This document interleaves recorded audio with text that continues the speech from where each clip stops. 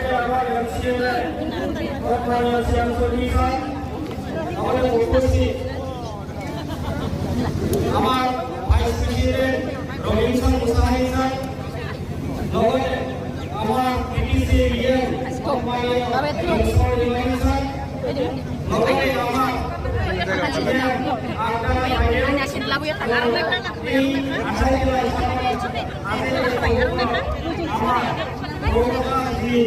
primary অন্তর্গত